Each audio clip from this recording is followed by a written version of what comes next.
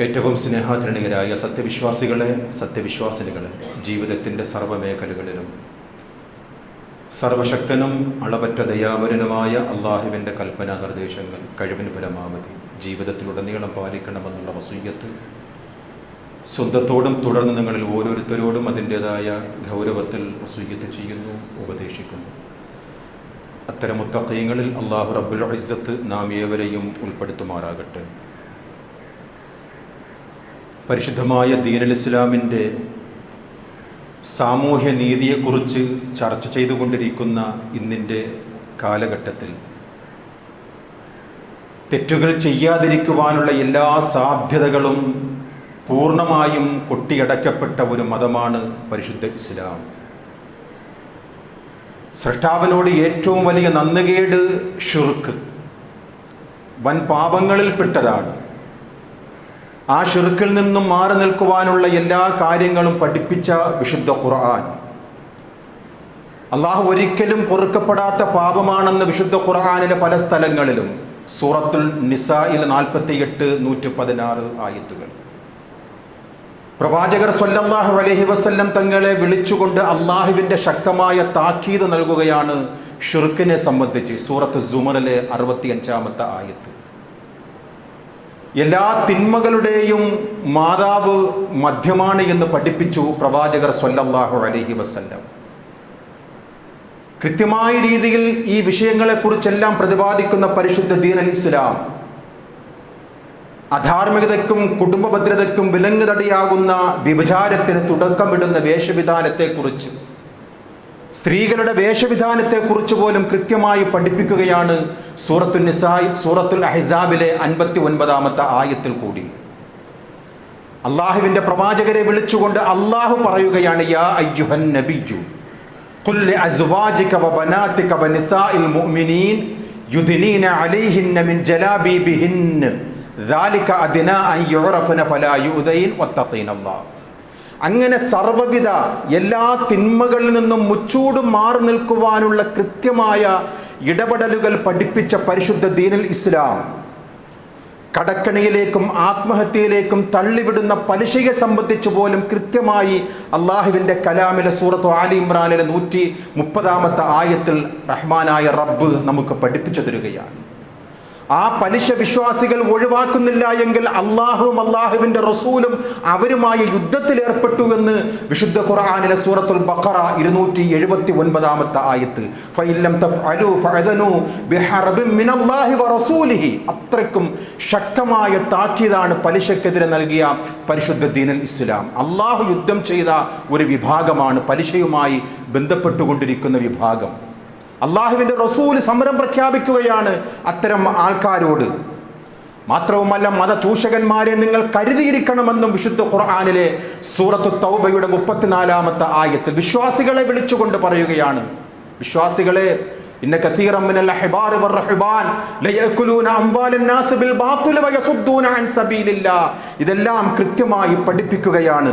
സ്വസ്ഥമായ ജീവിതത്തിന് തടസ്സം നിൽക്കുന്ന ഭാവി പ്രവാചകന്മാരെ സംബന്ധിച്ചു പോലും അള്ളാഹുവിൻ്റെ പ്രവാചകർ സ്വല്ലല്ലാഹു അലൈഹി വസല്ലം തങ്ങൾ കൃത്യമായി പഠിപ്പിക്കുകയാണ്. ഭാവി പ്രവചനം നടത്തുന്ന ഏറ്റവും വലിയ തിന്മയായി പഠിപ്പിക്കുകയാണ്.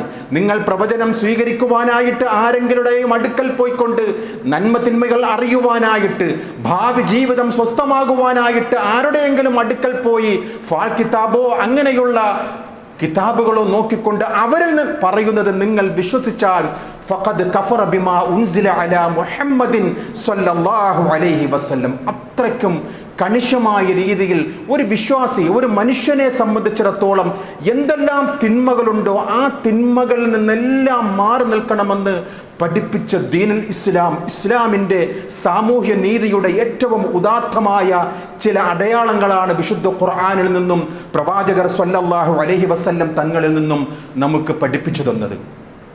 മനുഷ്യ ജീവന് ഏറ്റവും മൂല്യമത്തായ ഒരു ബഹുമതി നൽകിയ പരിശുദ്ധ ഖുർആൻ. വലഖദ് കറംനാ ബനി ആദം, ആദമിൻ്റെ മക്കളെ ബഹുമാനിച്ചിരിക്കുന്നു റഹ്മാനായ റബ്ബ്. അവിടെ ജാതിയോ മതമോ വർണ്ണമോ ഒന്നും വിവേചനമില്ലാതെ തന്നെ പരിശുദ്ധ ഖുർആനിന്റെ പ്രഖ്യാപനമാണ്. വലഖദ് കറംനാ ബനി ആദം, ആദമിന്റെ മക്കളെ അല്ലാഹു തആല ആദരിച്ചിരിക്കുകയാണ്. വഹമൽനാഹും ഫിൽ ബർരി വൽ ബഹർ, കരയിലും കടലിലും വാഹനത്തിൽ അവരെ നാം കയറ്റി, അഥവാ അതുമായി ബന്ധപ്പെട്ടുകൊണ്ട് വാഹനം നിയന്ത്രിക്കുവാനുള്ള എല്ലാ കഴിവുകളും മനുഷ്യർക്ക് നൽകി. വറസഖനാഹും മിനത് ത്വയ്യിബാത്തി വഫളൽനാഹും അലാ കസീരിൻ മിമ്മൻ ഖലഖനാ തഫ്ളീലാ, നല്ലതായ വസ്തുക്കൾ കൊണ്ട് അവർക്ക് ഉപജീവന മാർഗം നാം നൽകി. പടപ്പുകളിൽ ചിലരെ കൊണ്ട് അവരെ നാം ഫളായിൽ അവർക്ക് നൽകി, ശ്രേഷ്ഠത അവർക്ക് നൽകി എന്ന് വിശുദ്ധ ഖുർആനിലെ സൂറത്ത് ഇസ്രായിലെ 70-ാമത്തെ ആയത്തിൽ കൂടി റഹ്മാനായ റബ്ബ് മനുഷ്യ ജീവന് ഏറ്റവും മൂല്യവത്തായ അടയാളങ്ങൾ അല്ലാഹു റബ്ബുൽ ഇസ്സത്ത് നൽകി. മനുഷ്യർക്ക് അള്ളാഹുവിൻ്റെ ബഹുമാനമാണ് ഈ ആയത്തിൽ കൂടി റഹ്മാനായ റബ്ബ് നമുക്ക് പഠിപ്പിച്ചു തരുന്നത്. അകാരണമായ ഒരു മനുഷ്യനെ കൊന്നാൽ, നാം പലവരും ചർച്ച ചെയ്ത ഒരു വിഷയമാണ്, മനുഷ്യൻ്റെ ഏറ്റവും മൂല്യവത്തായിട്ടുള്ള പാഠമാണ് ഈ ആയത്തിലെ വിശുദ്ധ ഖുർആനിലെ സൂറത്തുൽ മാഇദ അതിലെ 32-ാമത്തെ ആയത്തിൽ അകാരണമായി ഭൂമിയിൽ കുഴപ്പമുണ്ടാക്കാതെ ഒരു മനുഷ്യനെ നിങ്ങൾ കൊല്ലുകയാണെങ്കിൽ ഫഖതലന്നാസ ജമീഅ, ഭൂമിയിലുള്ള മനുഷ്യരെ മുഴുവനും കൊന്നതിന് തുല്യമാണ്. ഇനി ആരെങ്കിലും ഒരു മനുഷ്യന്റെ ജീവനെ നിലനിർത്തുകയാണെങ്കിൽ വമൻ അഹ്യാഹാ ഫകഅന്നമാ അഹ്യന്നാസ ജമീഅ, ഭൂമിയിലുള്ള മനുഷ്യരെ മുഴുവനും ജീവിപ്പിച്ച, അല്ലെങ്കിൽ അവർക്ക് ജീവൻ നൽകിയതുപോലെ തുല്യമായ ഒരു നന്മയാണ് അവർ ചെയ്യുന്നത് എന്ന് വിശുദ്ധ ഖുർആനിലെ അധ്യാപനങ്ങൾ നമ്മെ പഠിപ്പിക്കുകയാണ്. ഭൂമിയിലുള്ള മനുഷ്യർക്ക്, അഥവാ മുസ്ലിം എന്നുള്ള ഒരു ഷർത്ത്, ഒരു നിബന്ധന പോലും അവിടെ പഠിപ്പിക്കുന്നില്ല പ്രവാചകൻ. ഇർഹമൂ മൻ ഫിൽ അർള് യർഹമുക്കും മൻ ഫിസ് സമാ, ഭൂമിയിലുള്ളവർക്ക് നിങ്ങൾ കരുണ ചെയ്യുക, ആകാശത്തുള്ളവൻ നിങ്ങൾക്ക് കരുണ ചെയ്യുമെന്ന് പഠിപ്പിച്ച സ്നേഹത്തിൻ്റെ വിശാലമായ, ആർദ്രതയുടെ ഏറ്റവും അനുകമ്പമായ അടയാളങ്ങൾ പരിശുദ്ധ പ്രവാചകൻ സ്വല്ലല്ലാഹു അലൈഹി വസല്ലം തങ്ങൾ നമ്മെ പഠിപ്പിക്കുകയാണ്. ഇസ്ലാം ഉയർത്തിപ്പിടിക്കുന്ന ഉന്നതമായിട്ടുള്ള നീതിബോധം പഠിപ്പിക്കുകയാണ് അള്ളാഹുവിൻ്റെ റസൂൽ സ്വല്ലല്ലാഹു അലൈഹി വസല്ലം. ബനൂ ഇസ്രായേലിലെ വിഭാഗത്തിൽ ഉന്നതർ തെറ്റ് ചെയ്താൽ ലഘുവായ ശിക്ഷ നൽകുകയും താഴേക്കിടയിലുള്ളവർ എന്തെങ്കിലുമൊക്കെ തെറ്റ് ചെയ്യുകയാണെങ്കിൽ ശിക്ഷയുടെ ഏറ്റവും ഉയർന്ന തോത് കൊടുക്കുകയും ചെയ്തിരുന്ന ഒരു വിഭാഗത്തെ സംബന്ധിച്ച് റസൂലുള്ളാഹി സ്വല്ലല്ലാഹു അലൈഹി വസല്ലം തങ്ങൾ നമുക്ക് മുന്നറിയിപ്പ് നൽകിയിട്ടുണ്ട്. ഒരിക്കൽ മഖ്സൂം ഗോത്രത്തിലെ ഒരു സ്ത്രീ മോഷണം നടത്തി. പ്രവാചകരോട് വന്ന് ശുപാർശ ചെയ്യുവാനായിട്ട് സ്വഹാബികൾക്കിടയിൽ ചർച്ച നടക്കുകയാണ്. ഉന്നത കുടുംബത്തിൽപ്പെട്ട മഖ്സൂം ഗോത്രത്തിലെ ഒരു സ്ത്രീയാണ് മോഷണം നടത്തിയത്. ആരുടെയെങ്കിലും അടുക്കൽ, പ്രവാചകരുടെ അടുക്കൽ വന്നുകൊണ്ട് ശുപാർശ ചെയ്യുമോ എന്നുള്ള ഒരു ചർച്ച നടക്കുകയാണ്. കാരണം പ്രവാചകന്റെ ശരീഅത്തിൽ കൈമുറിക്കുക എന്നുള്ളതാണ് അപമാനമായിരിക്കും ആ കുടുംബത്തിന് എന്ന് മനസ്സിലാക്കിക്കൊണ്ട് ഏതോ ഒരാൾ അള്ളാഹുവിൻ്റെ പ്രവാചകരുടെ അടുക്കൽ ശഫാഅത്ത് നൽകുവാനായി ഉസാമത്ത് ബിൻ സെയ്ദ് റളിയല്ലാഹു അൻഹുവിനോട് പറയുകയാണ്. അള്ളാഹിൻ്റെ റസൂലിൻ്റെ അടുക്കൽ ഉസാമത്ത് വന്ന് പറയുകയാണ്, യാ റസൂലല്ലാഹ്, ഒരു വിട്ടുവീഴ്ച ചെയ്തുകൂടെ? മഖ്സൂം ഗോത്രത്തിലെ ഉന്നത കുടുംബത്തിലെ ആ സ്ത്രീയാണ്, അപമാനമാണ് അവർക്ക്, ഒന്ന് പുറത്തു കൊടുത്തൂടെ റസൂലെ, അങ്ങയോട് ശഫാഅത്ത് ചെയ്യുകയാണ്, ശുപാർശ ചെയ്യുകയാണ് എന്ന് പറയുമ്പോഴേക്കും കണ്ണുകൾ ചുവന്ന പ്രവാചകർ സ്വല്ലല്ലാഹു അലൈഹി വസല്ലം തങ്ങളെയാണ് സ്വഹാബികൾ കാണുന്നത്. ഇന്ന ബനി ഇസ്രായീല കാന ഇദാ സറഖ ഫീഹിമുശ് ശരീഫു തർകൂഹു, ബനൂ ഇസ്രായേലർക്ക് സംഭവിച്ചതുപോലെ എൻ്റെ ഉമ്മത്തിന് സംഭവിക്കാതിരിക്കട്ടെ. അവരിൽ ഉന്നതരായിട്ടുള്ളവർ എന്തെങ്കിലുമൊക്കെ മോഷണം നടത്തിയാൽ അവരെ വിട്ടുവീഴ്ച ചെയ്തുകൊണ്ട് ചെറിയ ഹദ്ദുകൾ, ചെറിയ ശിക്ഷാമുറകൾ അവരിൽ സ്വീകരിക്കുകയും വൈദാ സറഖൽ ലഈഫു ഖതഊഹു, അവരിൽ ദുർബലർ എന്തെങ്കിലുമൊക്കെ മോഷണം നടത്തിയാൽ കൈകൾ മുറിക്കും എന്നുള്ള ആ ഒരു വിവേചനം കാണിച്ചിരുന്ന ബനൂ ഇസ്രായേലരെ ആണല്ലോ ഞാൻ നിങ്ങളെ ഓർമ്മപ്പെടുത്തുന്നത്.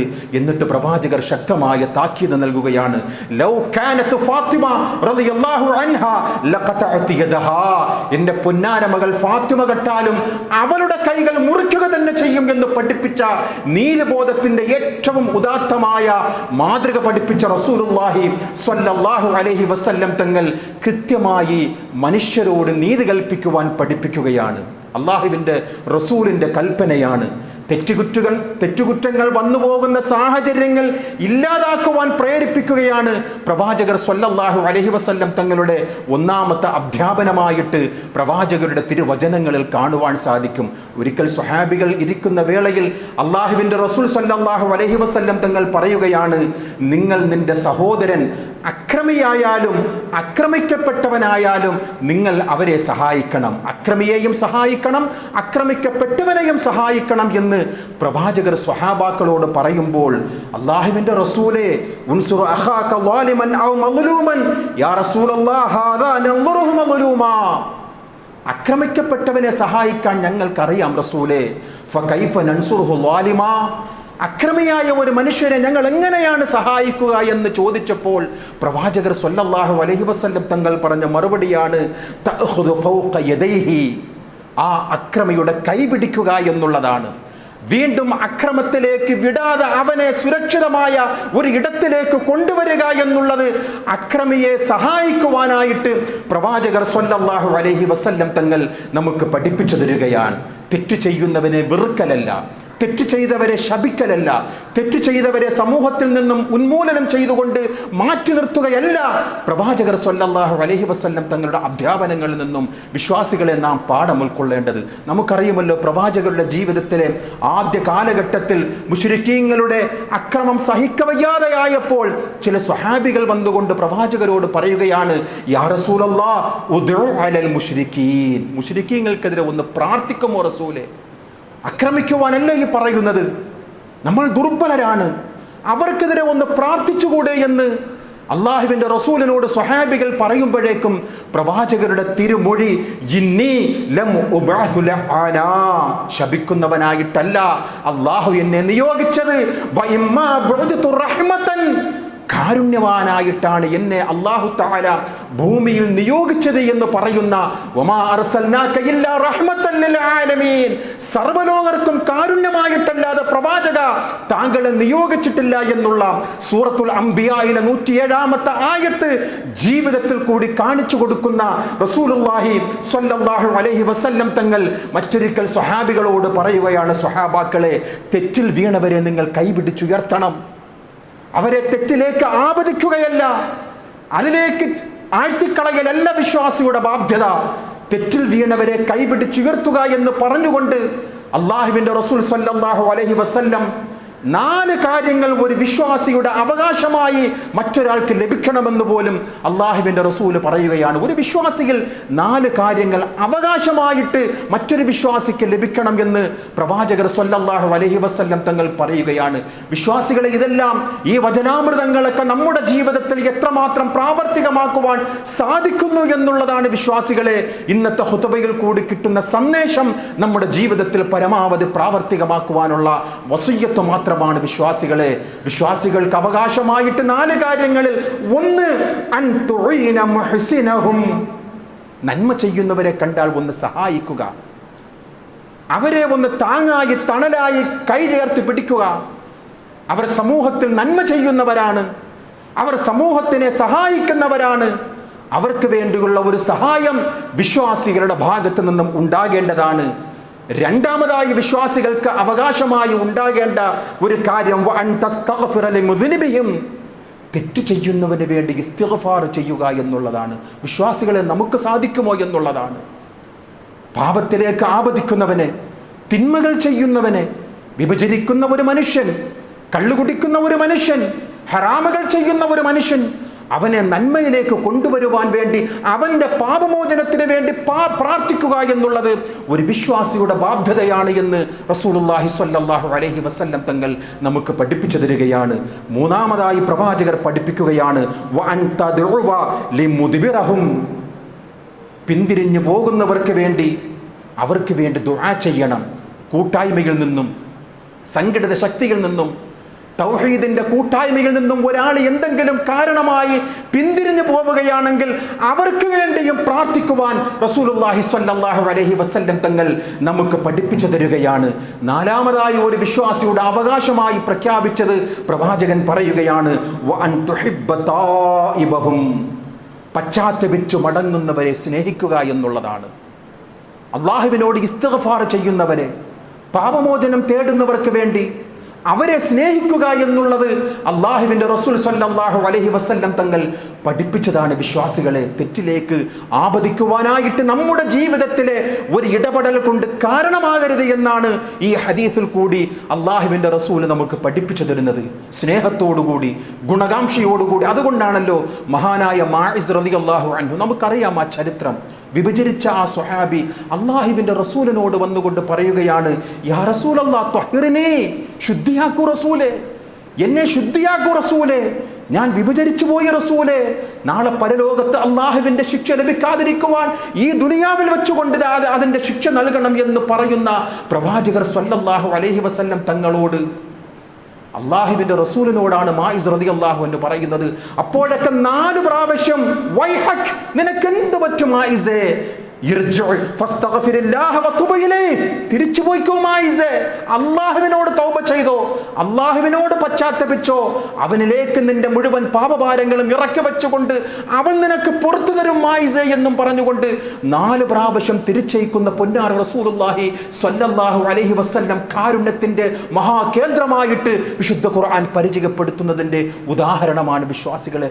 വീണ്ടും വന്നുകൊണ്ട് മായിസ് റളിയല്ലാഹു അൻഹു പറയുകയാണ്, യാ റസൂലല്ലാഹ് പരലോകത്ത് ശിക്ഷ ഏറ്റുവാങ്ങുവാൻ എന്നെ കൊണ്ട് കഴിയില്ല റസൂലേ, ദുനിയാവിൽ വെച്ചുകൊണ്ട് ആ ശിക്ഷ നടപ്പിലാക്കണമെന്ന് പഠിപ്പിക്കുന്ന മഹാനായ മാഇസ് റളിയല്ലാഹു അൻഹുവിന്റെ ജീവിതത്തിൽ കാണുന്നത്, തെറ്റ് ചെയ്താൽ അത് തിരുത്തുവാനുള്ള ഒരു ഇസ്ലാമിക ശരീഅത്തിന്റെ ഒരു ഗവൺമെന്റിൽ ഇടപെടേണ്ട ഒരു മര്യാദയാണ് ഈ പറയുന്നത്. നമുക്കറിയുമല്ലോ മറ്റൊരു സ്വഹാബ വനിത വിഭജിച്ച ആ സ്ത്രീ പ്രവാചകരുടെ അടുക്കൽ വന്നുകൊണ്ട് സങ്കടം പറയുന്നതും ഇതേ സമാനമായ ഒരു സംഭവത്തിലാണ്. ശുദ്ധിയാക്കണം റസൂലേ, വിഭജിച്ചു പോയി റസൂലേ, അള്ളാന്റെ റസൂല് തിരിച്ചയക്കുകയാണ്, നീ ഗർഭിണിയാണ്, പോയിക്കോ. പ്രസവം കഴിഞ്ഞു വരികയാണ് പ്രവാചകരുടെ അടുക്കൽ, കുഞ്ഞിനെ വച്ചിരിക്കുകയാണ് റസൂലേ, ഇതാ ഞാൻ പ്രസവിച്ചിരിക്കുകയാണ് കുഞ്ഞിനെ. തിരിച്ചയക്കുകയാണ് റസൂലുള്ളാഹി സ്വല്ലല്ലാഹു അലൈഹി വസല്ലം. മുലപ്പാൽ കൊടുക്കുന്ന ആ പ്രായപരിധി കഴിയട്ടെ, വീണ്ടും പ്രവാചകന്റെ അടുക്കൽ ഒരു ഹുബ്സുമായി വന്നു നിൽക്കുകയാണ്. യാ റസൂലല്ലാഹ്, മുലപ്പാൽ കുടിക്കേണ്ട പ്രായം കഴിഞ്ഞുപോയ റസൂലേ, ഇതാ റൊട്ടി കഴിക്കുന്ന പ്രായമാണ് എന്നും പറഞ്ഞുകൊണ്ട് ദുനിയാവിൽ വെച്ചുകൊണ്ട് ശിക്ഷ ഏറ്റുവാങ്ങിയ സ്വഹാബാക്കൾ, അള്ളാഹുവിൻ്റെ റസൂൽ സ്വല്ലല്ലാഹു അലൈഹി വസല്ലം ആ 2 സ്വഹാബാക്കളെയും ഇസ്ലാമിക ശരീഅത്തിൻ്റെ നീതി നടപ്പിലാക്കുന്ന ചരിത്രം നാം വായിക്കുകയാണ് വിശ്വാസികളെ.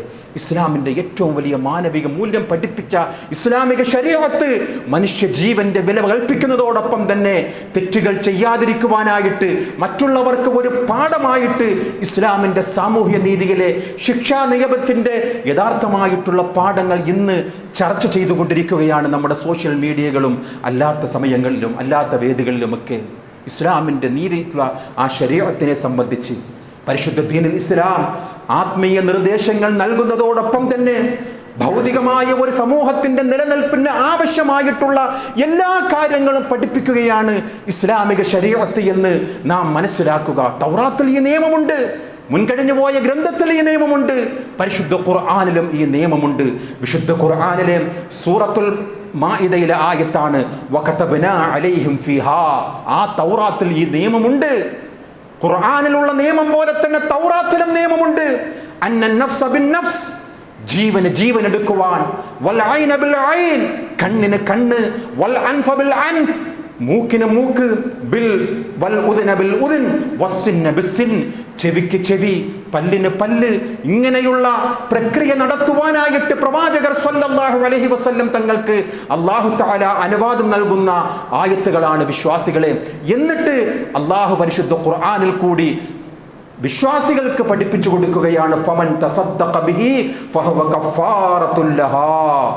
വല്ലവനും പ്രതിക്രിയ ചെയ്യാതെ മാപ്പ് നൽകുന്ന പക്ഷം അല്ലാഹു തആലയുടെ ഏറ്റവും വലിയ പുണ്യകർമ്മമാണ് അവൻ സ്വീകരിക്കുന്നത് എന്ന് വിശുദ്ധ ഖുർആനിലെ ആയത്ത് കൃത്യമായി പഠിപ്പിക്കുകയാണ് വിശ്വാസികളെ. ജീവനെടുത്താൽ ജീവനെടുക്കുവാനുള്ള അധികാരം ഇസ്ലാമിക ശരീഅത്തിനുണ്ട്. അതുപോലെയാണ് ഓരോ അവയവങ്ങൾക്ക് കേടുപറ്റിയാൽ, അകാരണമായി പ്രയാസപ്പെടുത്തിയാൽ അതുപോലെയുള്ള പ്രക്രിയ നടത്തുവാൻ ഇസ്ലാമിക ശരീഅത്തിനും അതിൻ്റെ ഗവൺമെന്റിനും നിയമമുണ്ട്, അധികാരമുണ്ട്. ഇനി ഫമൻ തസദ്ദഖ ബിഹി ഫഹുവ കഫാറത്തുൽ ലഹു, അതിന് പ്രായശ്ചിത്തമായി പ്രതിക്രിയ ഒന്നും കൂടാതെ തന്നെ അതിൻ്റെ മാനദണ്ഡമായിട്ട് എന്തെങ്കിലും ബ്ലഡ് മണി സ്വീകരിച്ചുകൊണ്ട് അതിനെ പുറത്തു കൊടുക്കുകയാണെങ്കിൽ അള്ളാഹുവിൻ്റെ റഹ്മത്താണ് എന്ന് പരിശുദ്ധ ഖുർആനിൽ കൂടി റഹ്മാനായ റബ്ബ് നമുക്ക് പഠിപ്പിച്ചു തരികയാണ്. وَإِنْ عَاقَبْتُمْ فَعَاقِبُوا بِمِثْلِ مَا عُوقِبْتُمْ بِهِ وَلَئِنْ صَبَرْتُمْ لَهُوَ خَيْرٌ لِلصَّابِرِينَ. ശിക്ഷാ നടപടികൾ സ്വീകരിക്കുകയാണെങ്കിൽ, തത്തുല്യമായ നടപടികൾ നിങ്ങൾക്ക് സ്വീകരിക്കുവാനുള്ള അവകാശമുണ്ട്. ഇനി നിങ്ങൾ ക്ഷമിക്കുകയാണെങ്കിലോ അതാണ് ഏറ്റവും നല്ലത്. അള്ളാഹുവിൻ്റെ അടുക്കൽ വമ്പിച്ച ഖൈറാണ് എന്ന് വിശുദ്ധ ഖുർആനിലെ സൂറത്തുൻ നഹ്ലിലെ 126-ാമത്തെ ആയത്തിൽ തിരിച്ചടിക്കുവാനും അല്ലാഹു തആല അനുവാദം നൽകുകയാണ്. വജസാഉ സയ്യിഅത്തിൻ സയ്യിഅത്തുൻ മിസ്ലിഹാ. തിന്മയ്ക്കുള്ള പ്രതിഫലം അതുപോലെയുള്ള തിന്മ തന്നെയാണ് എന്ന് വിശുദ്ധ ഖുർആനിലെ സൂറത്ത് ശൂറായിലെ 40-ാമത്തെ ആയത്തിൽ ഫമൻ അഫാ. ഇനി ഒരാൾ വിട്ടുവീഴ്ച ചെയ്യുകയാണ്, ഒരാൾ പുറത്തു കൊടുക്കുകയാണ്, വഅസ്ലഹ നന്നാക്കുകയാണ്, ഫഅജ്റഹു അലല്ലാഹ് അല്ലാഹുവിൻ്റെ അടുക്കൽ മഹത്തായ പ്രതിഫലം അവർക്കുണ്ട്. ഫമൻ ഉഫിയ മിൻ അഖീഹി ശൈഉൻ ഫത്തിബാഉൻ ബിൽ മഅറൂഫി വഅദാഉൻ ഇലൈഹി ബിഇഹ്സാൻ. കൊലയാളിക്ക് വല്ല ഇളവും ലഭിക്കുന്നുവെങ്കിൽ അവൻ മര്യാദ പാലിക്കുകയും മാന്യമായ നഷ്ടപരിഹാരം കൊടുക്കുകയും ചെയ്യട്ടെ എന്ന് വിശുദ്ധ ഖുർആനിലെ സൂറത്തുൽ ബഖറയുടെ 178-ാമത്തെ ആയത്തിൽ റഹ്മാനായ റബ്ബ് പറഞ്ഞതിന് ശേഷം അങ്ങനെ പുറത്തു കൊടുക്കുന്നവർ, അങ്ങനെ വിട്ടുവീഴ്ച ചെയ്യുന്നവർ ദാലിക തഖഫീഫും മിൻ റബ്ബിക്കും വറഹ്മാ. അല്ലാഹുവിങ്കിൽ നിന്നുള്ള വിട്ടുവീഴ്ചയാണ് അവർ ചെയ്യുന്നത്, അല്ലാഹുവിങ്കിൽ നിന്നുള്ള കാരുണ്യമാണ് അവർ ചെയ്യുന്നത്. വലക്കും ഫിൽ ഖിസാസ് ഹയാത്തുൻ യാ ഉലുൽ അൽബാബ്.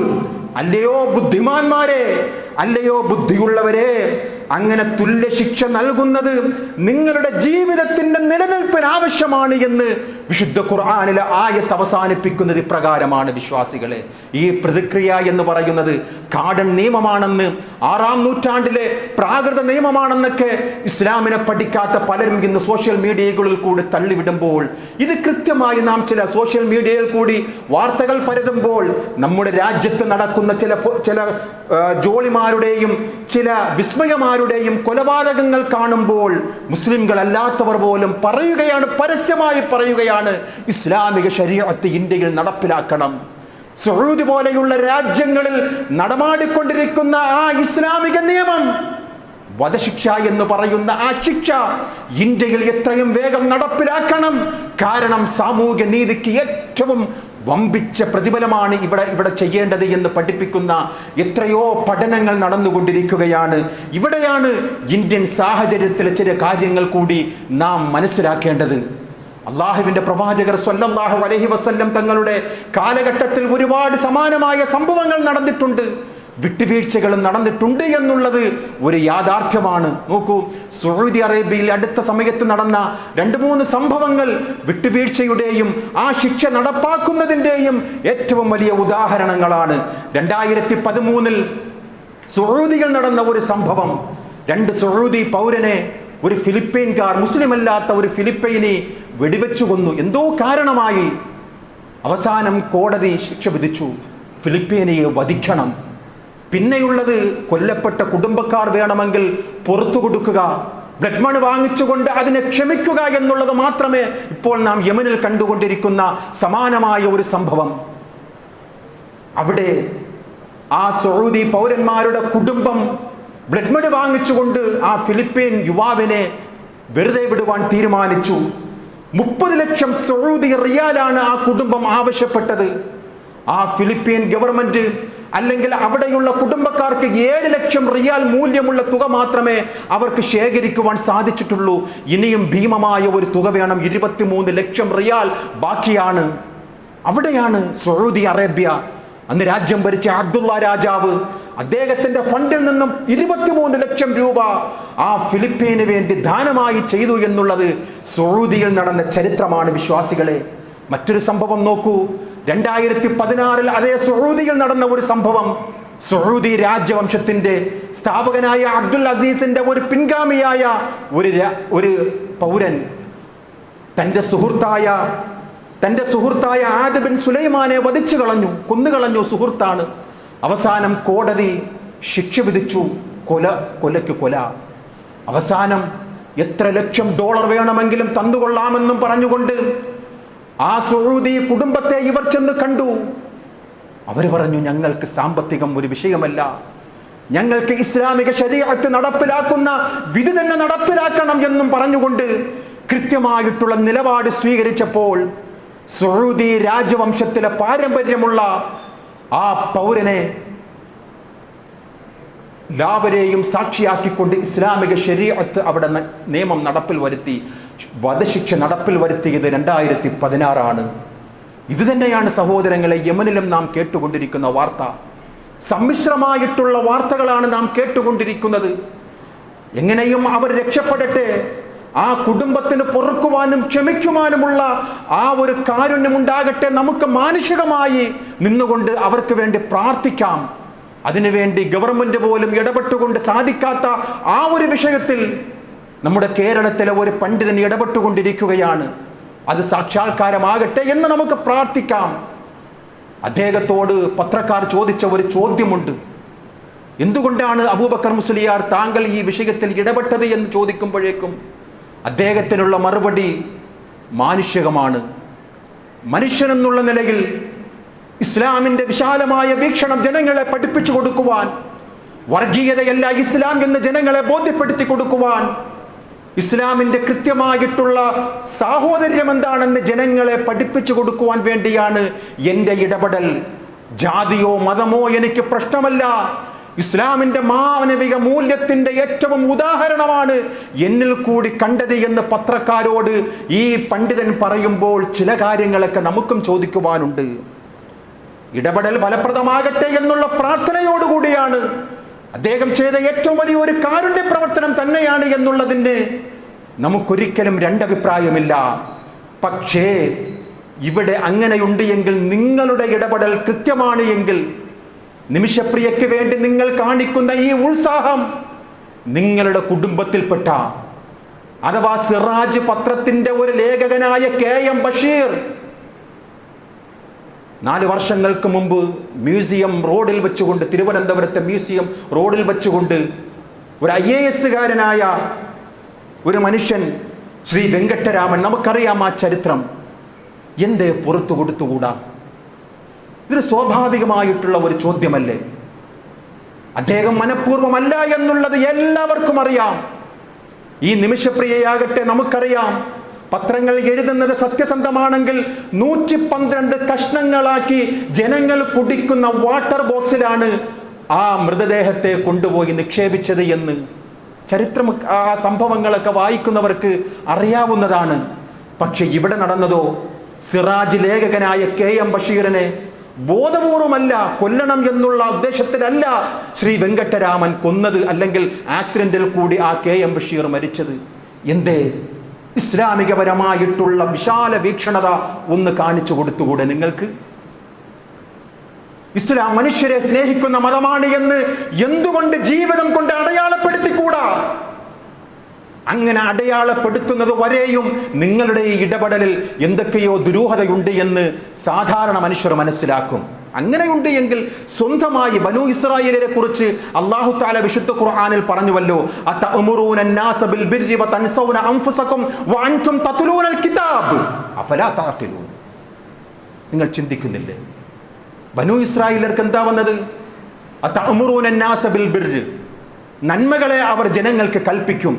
വതൻസൗന അൻഫുസകും, സ്വന്തം ശരീരത്തോട് അവർ മറക്കുകയും ചെയ്യും. അവർ വേദഗ്രന്ഥം വായിച്ചു കൊണ്ടിരിക്കുന്നവരാണ്. അവർ ഗ്രന്ഥമറിയാം, അവർക്ക് കിതാബ് എന്താണെന്നറിയാം. പക്ഷേ അവരുടെ ജീവിതത്തിൽ ചെയ്യേണ്ട കാര്യങ്ങൾ ചെയ്യാതെ മറ്റുള്ളവരെ ഉപദേശിക്കുകയാണ്. ലിമ തഖൂലൂന മാ ലാ തഫഅലൂൻ, എന്തുകൊണ്ടാണ് നിങ്ങൾ സ്വന്തം ജീവിതത്തിൽ കാണിക്കാത്തത്, മറ്റുള്ളവരെ ഉപദേശിക്കുന്നത് എന്ന് വിശുദ്ധ ഖുർആനിലെ സൂറത്ത് സ്വഫിലെ 2-ാമത്തെ ആയത്തിൽ കൂടി റഹ്മാനായ റബ്ബ് നമുക്ക് പഠിപ്പിച്ചു തരികയാണ്. ബഹുമാനനായ ആ പണ്ഡിതനോട് നമുക്ക് ചോദിക്കുവാൻ, നമുക്ക് പറയുവാനുള്ളത്, നിങ്ങൾ കാണിച്ചു കൊണ്ടിരിക്കുന്ന ഈ കാരുണ്യ പ്രവർത്തനം തീർച്ചയായിട്ടും വളരെ പ്രശംസനീയമാണ് എന്നുള്ളതിൽ യാതൊരു സംശയവുമില്ല. പക്ഷേ നിങ്ങൾ കാണിക്കേണ്ട ഏറ്റവും വലിയ കാരുണ്യ പ്രവർത്തനം മറ്റൊന്നുണ്ട്. ജനങ്ങൾ ശിർക്കിലേക്ക് പോയിക്കൊണ്ടിരിക്കുകയാണ്. അല്ലാഹു അല്ലാത്തവരെ വിളിച്ചു നേടി പ്രാർത്ഥിച്ചു കൊണ്ടിരിക്കുകയാണ്. ലോകത്തെ എല്ലാം നിയന്ത്രിക്കുന്നത് മരിച്ചുപോയ ചില മഹാത്മാക്കളാണ് എന്ന് നിങ്ങൾ പോലും നിങ്ങളുടെ നാവിൽ കൂടി ജനങ്ങളെ പഠിപ്പിച്ചു കൊണ്ടിരിക്കുകയാണ്. അള്ളാഹു ഒരിക്കലും പുറത്തു കൊടുക്കാത്ത പാപമായ ശിർക്കിനെ നിങ്ങൾ ജനങ്ങളെ കൊണ്ട് ചെയ്യിപ്പിച്ചു കൊണ്ടിരിക്കുകയാണ്. അതാണ് ഏറ്റവും വലിയ കാരുണ്യം. ആ തിന്മയിൽ നിന്നും നന്മയിലേക്ക് വഴി നടത്തുക, ശിർക്കിൽ നിന്നും രക്ഷപ്പെടുത്തി തൗഹീദിന്റെ വിശാലമായ പ്രതലത്തിലേക്ക് കൊണ്ടുവരിക എന്നുള്ളതാണ്. നരകത്തിലേക്ക് ആപതിക്കുന്ന മനുഷ്യരെ സ്വർഗത്തിന്റെ വഴിയടയാളങ്ങൾ പഠിപ്പിച്ചു കൊടുക്കുക എന്നുള്ളതാണ് ഏറ്റവും വലിയ കാരുണ്യ പ്രവർത്തനമെന്ന് പ്രവാചകർ സ്വല്ലല്ലാഹു അലൈഹി വസല്ലം പ്രവാചകന്മാരുടെ ജീവിതത്തിൽ കൂടി നമുക്ക് കാണിച്ചു തന്നതാണ്. ഇതെല്ലാം കാരുണ്യ പ്രവർത്തനങ്ങൾ തന്നെയാണ്.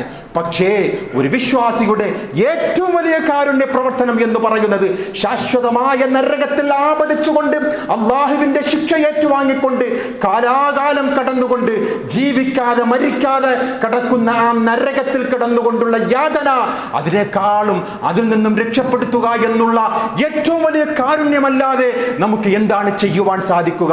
അതാണ് ബഹുമാനപ്പെട്ട കാന്തപുരം ജനങ്ങളെ പഠിപ്പിച്ചു കൊടുക്കുവാൻ ുള്ളത്. ശിർക്കിൽ ആപതിച്ചു കൊണ്ടിരിക്കുകയാണ്. നിങ്ങൾ കാരണമായിട്ട് അള്ളാഹുവിന്റെ സുന്ദരമായ ജീവിതം നിങ്ങൾക്ക് തിരിച്ചു നൽകിയത് ഒരുപക്ഷെ ആ തെറ്റിൽ നിന്നും തിരിച്ചു പോകുവാനുള്ള അടയാളപ്പെടുത്തലുകൾ നിങ്ങളുടെ ജീവിതത്തിൽ ഉണ്ടാകുവാൻ വേണ്ടിയാണ്. പക്ഷേ നിങ്ങൾ ഇപ്പോഴും ജനങ്ങളെ ശിർക്കിലേക്ക് നയിച്ചു കൊണ്ടിരിക്കുകയാണ്. മരിച്ചുപോയ മഹാന്മാർ സഹായിക്കും എന്നുള്ള ആ ഒരു വിശ്വാസം ജനങ്ങളെ പഠിപ്പിച്ചു കൊണ്ടിരിക്കുകയാണ്. എൻ്റെ ജീവിതത്തിലെ എല്ലാ നന്മകളും 30 വർഷം മുമ്പ് ജീവിച്ചു മരിച്ചുപോയ CM അബൂബക്കർ എന്ന് പറയുന്ന ഒരു മുസ്ലിയാരാണ് എന്ന് പറയുമ്പോൾ നിങ്ങൾ എവിടെയാണ് ജീവിതത്തിൽ നന്മ ചെയ്യുന്നത്? നിങ്ങൾ എവിടെയാണ് ജീവിതത്തിൽ കാരുണ്യ പ്രവർത്തനം ചെയ്യുന്നത്? ഏറ്റവും വലിയ കാരുണ്യ പ്രവർത്തനം ശിർക്കിൽ നിന്നും രക്ഷപ്പെടുത്തി തൗഹീദിലേക്ക് ജനങ്ങളെ കൊണ്ടുവരിക എന്നുള്ളതാണ്. അതാണ് നിങ്ങൾ ചെയ്യേണ്ടത്.